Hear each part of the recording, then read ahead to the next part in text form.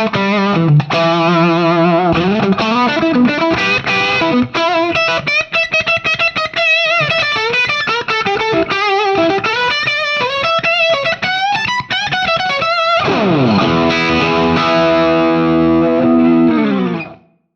you clicked on this video expecting me to simply pull up a Marshall head, a Marshall cab, and call it a day, you're going to be slightly disappointed.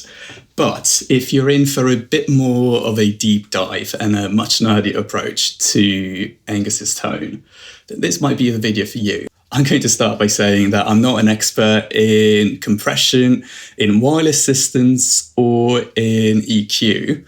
But here's what I have come up with, and to be honest, I think it sounds fairly good. To start with, we're going to break this down into three main parts. Part one is going to be the amp and cab. Part two is going to be the wireless system replication. You might know about the Schaffer wireless system that Angus would have used.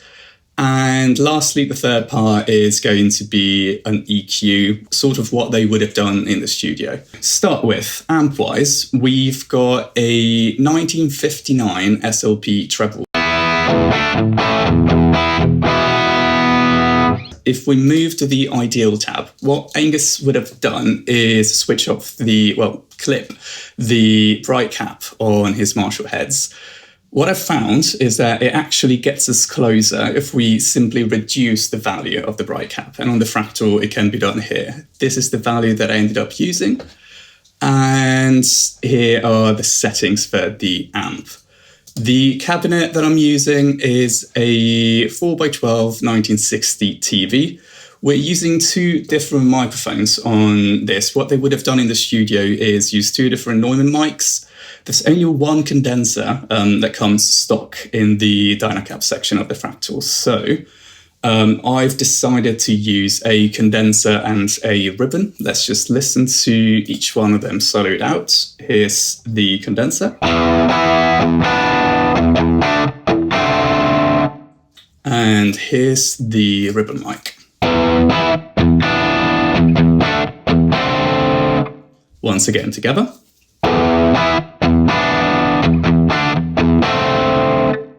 Something else that I've done here, if we go down to the Align tab, what this allows us to do is effectively move the two IRs for the microphones to be slightly out of phase. Now, why would you do that, you might ask? It kind of sweetens the sound, and I would also imagine that when you're physically placing two microphones in the studio, you're likely to not get them perfectly in phase. So that's my theory. I don't know how well researched of a theory that might be, but here we go. I'm going to show you what this sounds like, both the way that I've got it set up now, and if I were to have the two perfectly in phase.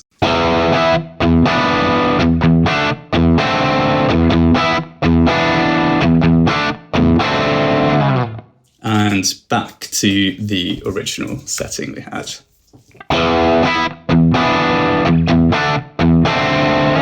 Fairly subtle, but I do think it sounds quite good with these settings. Moving over to the room and air setting, we're going to do this first. We've got a room level at 3%.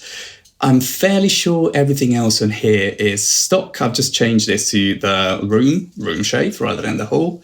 And preamp, what I've done here is instead of leaving it as default, which is none, I've moved to a tape simulation type of preamp and added a decent amount of drive and saturation over here.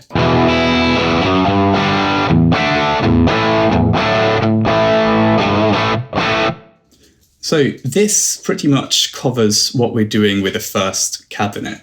Now, the logic behind the second cabinet is when they were recording Back in Black, they would have one Marshall stack in the live room and roll a second full Marshall stack in what effectively was a corridor, as far as I understand it. So we're going to try and replicate this with the second cab, and we're going to do this in a couple of ways. First, we're going to duplicate the original cab. So pretty much same settings over here. The only difference is that we're going to move the two condenser mics as far and off to the side as they will go from the cone, as well as pan them left and right. Secondly, in the room and air tab over here, we're going to pick the whole room shape in this case. Room level, I set it just over 30%. Room size, I think, is default. I've increased the room diffusion value, if I remember correctly. And then what I've done is simply dial it in terms of level to where I think it sounds good. So just to show you some kind of A/B test without the second cab, here's where we are.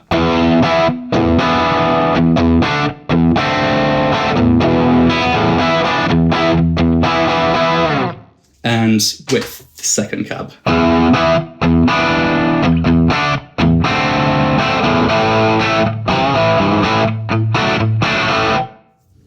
quite happy with the way that it sounds. It adds a bit of a three-dimensional quality to our tone so far. Now, moving over to the wireless system, which is not very wireless in this case, part of the signal chain. So forgive me if my explanation is not entirely accurate, but I'm going to try and do the best I can here. The Schaffer Wireless system, what it would have done was effectively compress the signal when it left the guitar through the transmitter. And the goal was to then have an expander on the receiver that would then undo the compression. On top of that, you also had a bit of an EQ going on with the transmitter itself. So what actually happens in reality is that the compression and expansion ended up not really being that transparent and coloring the sound quite massively. So here's the EQ curve that I come up with. So as you can see, what we're doing is boosting a bit around 400 Hertz and adding a high shelf. And moving over to the compressor, the first of the two dynamics processors that we've got. Using the JFET Studio compressor, and over here with the expander, you can see the settings on screen. So I'll show you a quick A/B with the two sounds. First, we're going to have these three blocks completely off.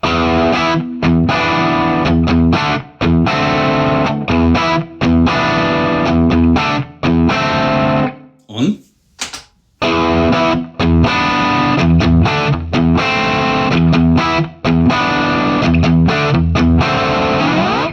I was going to say that it's not a massive difference, but it actually is, especially in the attack of the nodes. So the last block that we're going to cover on here is a fairly straightforward parametric EQ, similar to what they would have done in the studio. We've got a low cut, a high cut, and a bit of a boost around 4000 Hertz. The EQ actually does make quite a bit of a difference. Let's start from without.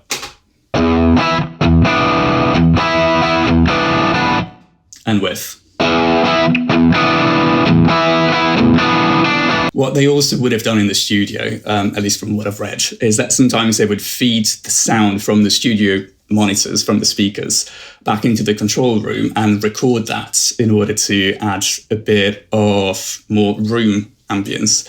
So that's how we're achieving it with a Recording Studio C reverb that mixes relatively high, and here's what it sounds like with and without.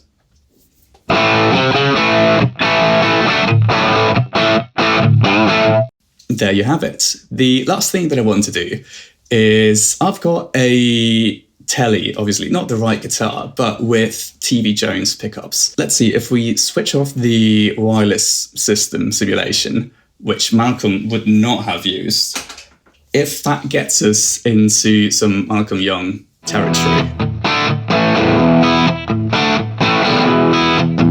I hope you found this video useful. Feel free to drop a comment if you'd like me to share the actual preset file for the Fractal. And yeah, plenty more to come.